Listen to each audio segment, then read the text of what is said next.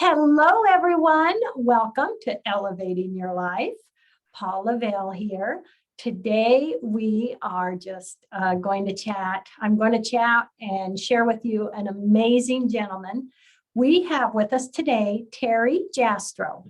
He is a published author, successful screenwriter, produced playwright, and 7-time Emmy Award winner, television producer director, having been nominated 17 times. Terry is currently writing his next novel, and both his screenplay, Good Luck, Mr. Anthony, and stage play, Jane Fonda's War, are currently being considered for production in both New York City and LA. Terry and his wife, actress Ann Archer, live in Southern California. Well, first off, welcome. Welcome, Terry. Hi, Paula. Nice to be with you. Oh, so wonderful to meet you and chat with you. Well, I would love to have you share, a little more of your background and kind of what it's been like to be in this entertainment industry for you. Well, let's see. That's a simple question and a kind of a long answer, but very quickly, I was raised in West Texas. I was raised in Midland, Texas, born in Denver, Colorado, raised in Midland, Texas. My daddy was an oil man. And I had the great good fortune of being a really good golfer. I was taught by Harvey Pinnick, who is one of the great golf teachers, and I was the winner of the Texas State Junior Championship, and I went to the National Junior Championship, and I was a medalist of the USGA Junior Championship, and so I was, and I got a scholarship at the University of Houston, which at the time was the dominant golf college in the country. They had won something like 8 NCAA championships in the preceding 11 years. So I got a scholarship to play golf at the University of Houston. And in Houston, there is a PGA Tour event, which was broadcast by ABC Sports. And they wanted to hire some of the golfers on the University of Houston golf team to work up on the towers with the announcers. Of course, ABC Sports with Wide World of Sports and Monday Night Football and the Olympic Games, they have great announcers, but not all of them played golf. And so they wanted to get people who really understood the game to work with the announcers. And I just had a great ball with Keith Jackson and Bud Palmer and really helped them a lot. And so when I graduated college, I was hired by Rune Arledge, the great impresario of ABC Sports. And I went to work for ABC in New York like the week, literally after I graduated college. And that's where I started doing lots of Olympic games and Super Bowls and college football games and Wide World of Sports events. And I learned a little something about storytelling. I can imagine what that was like. Wow. Yeah, Wide World of Sports mantra is spanning the globe to bring a constant variety of sports, the thrill of victory and the agony of defeat. This is ABC's Wide World of Sports. So I was really taught by Rune Arledge about telling both sides, all sides of the story, the antagonist, the protagonist, because it's all about storytelling, and then trying to giving both sides a fair chance for the audience, because in communication, as in the case of screenwriting and as a playwright and as a novelist and as a television producer, the whole game is played with the audience. That's what matters. That's where you win and lose, is the audience. So I spent a lot of my time trying to figure out how I can communicate well with my audience and move them emotionally in some way and educate them, inform them, entertain them, and perhaps educating them. That's what I love to do. Oh, man, that is so awesome. Oh, I can imagine. Oh, what a passion that must be and what you must have experienced. Isn't it just fun?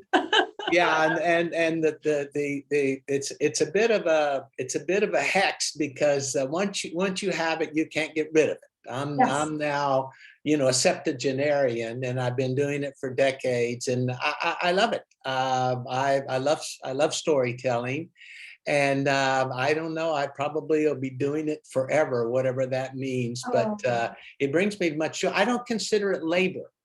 I Mhm. consider it my passion Yes. and avocation and hobby, really. Although I don't take it lightly, but it doesn't. It's not work for me. It's an art for me. Oh my gosh, I love that. I was just telling my granddaughter, Grammy's never going to retire because what I do is fun and exciting. It's not work. Good for you. We're of a common mind. We are.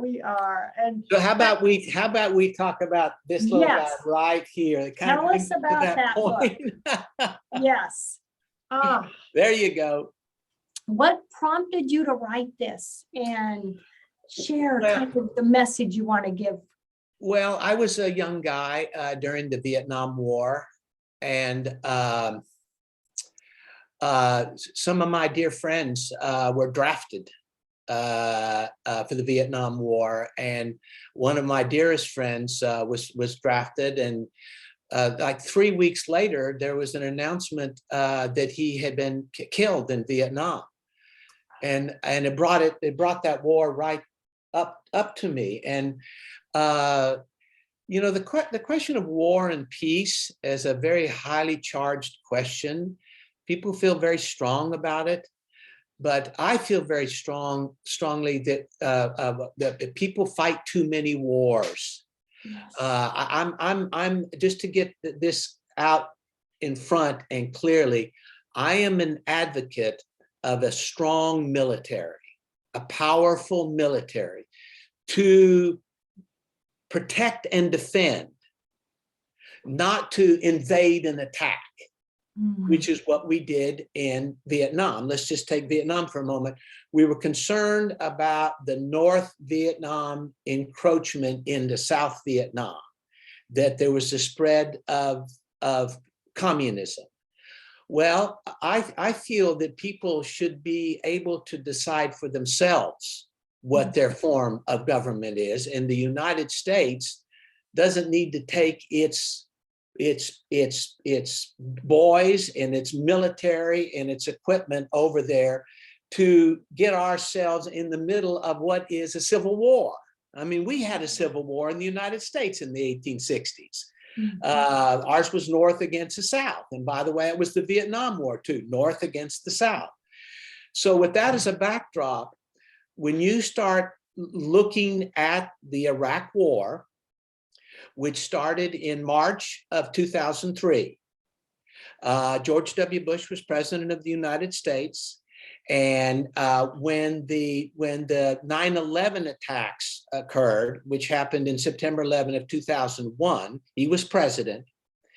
And after 18 months, he was unable to bring Osama bin Laden to justice. And so he turns his attention. And by the way, when I talk about former President George W. Bush in this context of waging war, it also includes Dick Cheney, the vice president, Donald Rumsfeld, the Secretary of State, and his co-collaborators. But when they were unable to get Osama bin Laden, they turned their attention in the spring of 2003 to Saddam Hussein in Iraq, who had nothing to do with the 9/11 attacks. If anything, Saddam Hussein was the enemy of Osama bin Laden. They were enemies. They were never co-conspirators. So he takes the America's need for revenge and changes the dialogue to Saddam Hussein, when it became painfully clear that Saddam Hussein had nothing to do with the 9/11 attacks. Bush, Cheney, Rumsfeld, and that team, they began to say that the war was to find Saddam's weapons of mass destruction. Now, the fact is, even though that was Bush's pretext and what he went to Congress for, to advocate for his war, saying that Saddam had weapons of mass destruction and he was a clear and present danger to the United States, which was absolutely proven that he was not. And after a few months, when they were unable to find any weapons of mass destruction, but none, not even one, then he begins to accuse Saddam Hussein and his sons for other things. But again, the United States is not and should not be the peacekeeper around the world. We have enough of our problems. And so Bush's war lasts for 8.5 years. Now, then the story becomes a real tragedy.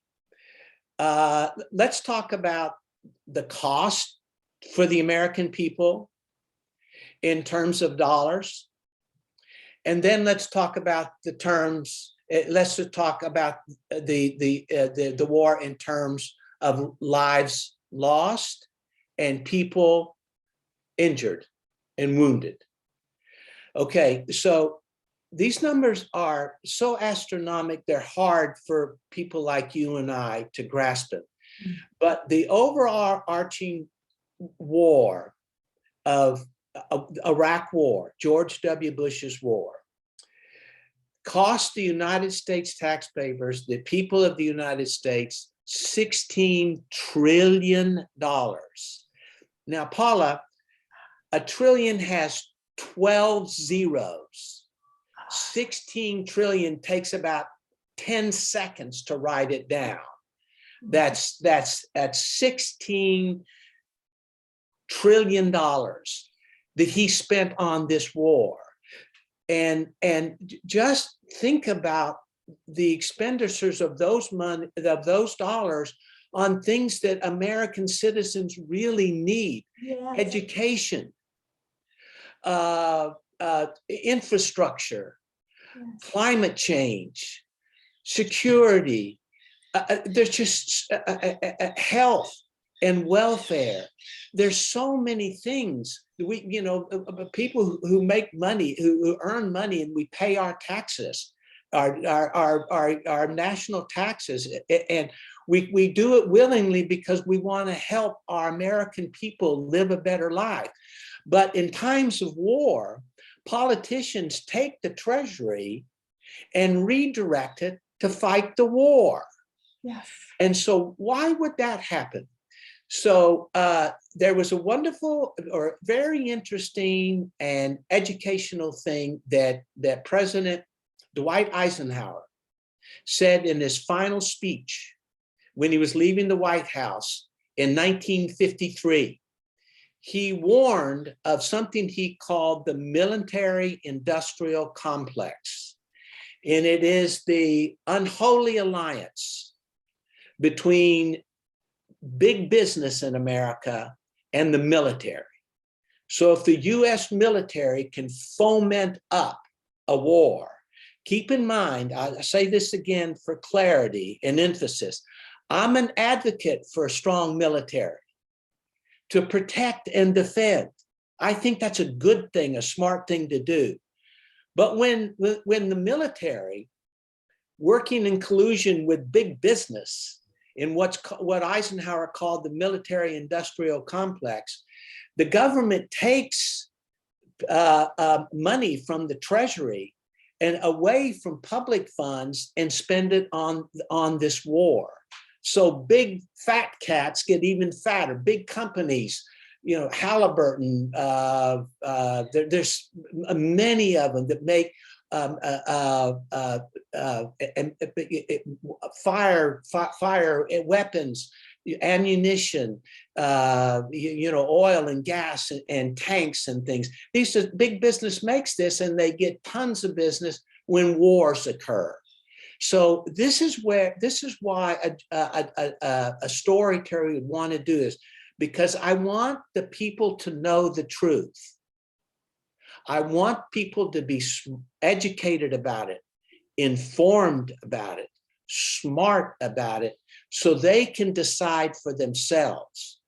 And I spent literally years researching the novel, The Trial of George W. Bush, which imagines, it's a novel, it imagines that in the future, he's abducted off a golf course in St. Andrews, you've read the book, and taken to the International Criminal Court to stand trial for war crimes and crimes against humanity, of which he's accused in connection of the Iraq War. And then we should probably talk about the novel. Yes, yes. And you give so much information in that novel. Yeah, tell me a bit about you. You did so much research, and I mean, there's just information in there that I myself had no idea. No idea. Well, obviously this subject is a hot potato, Mhm. and it's important. And it mattered to me a lot that it was feasible, plausible, and not crazy, not fiction. It is fiction because it takes place in the future, but that it's logical and possible. And very early on, I had decided, even though the book is 14 chapters and 62,000 words long, I decided very early on that I did not want to have the verdict rendered in the book. I wanted to lay out the prosecution's case aggressively and lay out the defense's position aggressively, Bush's attorneys, so that I advocated as intelligently and aggressively for both sides. Yeah. The prosecuting attorneys at the International Criminal Court and George W. Bush and his attorneys for the defense team, and let the reader decide for themselves. And one of the most satisfying things for me in interviews such like this is that people say, I think it's extraordinary how you remained neutral as a writer, as a novelist, and how you advocated so effectively on both sides. Yes, yes. I mean, it really is a brilliant layout, and and calling it The Trial of George W. Bush. It's like, what? It gets you interested right there. Yeah. And it was a brilliant idea. It's amazing that you came up with that and you put that together. I was. There's something else that I think that your listeners and friends might find interesting, but in international criminal law, there is no statute of limitations for war crimes and crimes against humanity, meaning that a suspect, a suspected criminal, is liable for his crimes until the day he dies. Now, George Bush, I think, is 75. So what happens in this book, where he's abducted and taken to the International Criminal Court to stand trial, is still possible and remains possible until the day he dies. So while this is future, it doesn't mean that it couldn't happen. And frankly, for those of us who love peace and hate war, it would be time for leaders of a superpower be challenged for their decisions of waging illegal wars. And by the way, it wasn't just George W. Bush. It was leaders of, Great Britain, Tony Blair, and another of his co-conspirators. But in International Criminal Court, it's the single person most responsible. And after George W. Bush would be on trial and held accountable, then presumably it could be, Dick Cheney or Rumsfeld or other people who co-conspired with Bush to wage the war. Yes, yes. And you, Terry, actually know George W. Bush. I believe in the book, you said you played Little League with him. Yes. His daddy was an oil man in Midland, Texas. When my daddy was an oil man, I did play a Little League baseball against George. But by the way, let me just say this: he's has an amazing personality. He's the life of any party. He's fun. He's playful. He's a great guy, and I'm so heartbreaking that it was him who waged that war. It's almost like a non sequitur to me, but he was on the Cubs and I was on the Braves. He was a catcher, and in Midland Little League we played each other twice, and I'm too modest to say who won, but Georgia's teams lost. And then when I was at the University of Houston, he was a young oil man in Houston, and we dated sisters. I was dating a girl by the name of Nancy Hall, and George was dating her sister. I think her name was Beth. This is well before he married Laura, who also was from Midland. And then when he was governor of Texas in Austin, I went to Austin and went to see him in his governor's office one morning. And I remember I went in to see him, and he came out into the welcoming room. He was very kind, very warm. And we went into the governor's office, and he put his arms back and put his boots up on the table, and he said exactly this. He said, if Colin Powell was run for president, I wouldn't have to do it, because Colin Powell, I think, could win, but he's not going to do it for whatever his reason. So I'm going to do it. That's when he was deciding, when he was governor of Texas, to run for president of the United States, which of course he won.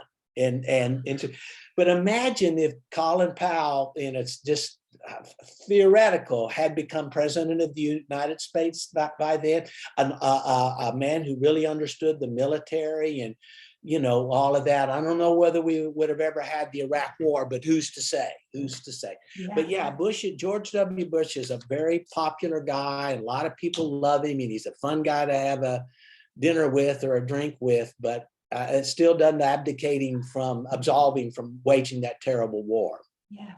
Yes. And, Terry, I believe you're a hero for bringing this out and helping so many of us to think about that message, to think about it.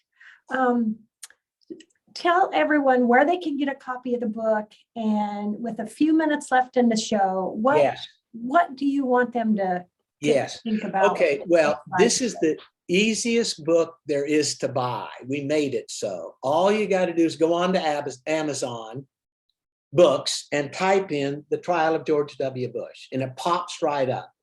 And my publishers, Square One Publishing in New York, we wanted to price the book in a way that the maximum number of people could buy. We didn't want to make it expensive. We made a paperback, a copy, soft cover of it, and it's like $14 to buy it. And you order it from Amazon, and you'll get it in a few days. And also, and importantly, there is an audiobook also you can buy on Amazon, the audiobook of The Trial of George W. Bush. And it's done by Skyboat. And the guy who read it is really good. Jim Meskimen is his name. He's really good. He sounds more like George W. Bush than George W. Bush does. But he does all the voices. Jim Meskimen did it. And so if you can either read the book or listen to the book or both, because I do believe that it is not only is it educational, but it's entertaining. It's a very good read or listen to. So it's not very expensive. And if you care about war and peace, and citizens of the United States have a responsibility. Why? Because we have to protect from other wars in the future, which is one of the other reasons why I wanted to write this book. Because if we all do nothing and let politicians and military guys, mandate when wars happen without the consent of an aware and educated population, we're destined for more wars. Yes. And the more powerful the weaponry is, the more danger it is to the people. Yes. So please, people, if you care about our humanity, the future of humanity, The Trial of George W. Bush. Okay, sorry for pitching so hard. No, Terry, thank you. I am so grateful. My gosh, I am so grateful. And before we say goodbye quickly, do you have any projects you're working on for us to look forward to? Yes. I'm finishing my second novel. It's called The Status Quo Had to Go. And it's a story about, it's set in 1969, in the year of 1969, which actually could be considered the most transitional and turbulent year in all of America's 240-something year life, is the year of 1969, when baby boomers were coming of age. That the people hated the Vietnam War. There was civil rights with African Americans seeking their rights. There was women's liberation. There was gay, straight issues. There's tons of things, and we follow 8 very different baby boomers coming of age. So it's the status quo had to go. I'm having a ball writing this. Love it. I can't wait. Oh my gosh. Well, everyone, thank you for joining us today. So thrilled to share Terry with you. Terry, thank you so much for joining us today. My pleasure. Peace. Love, hugs, and blessings, and peace to everyone.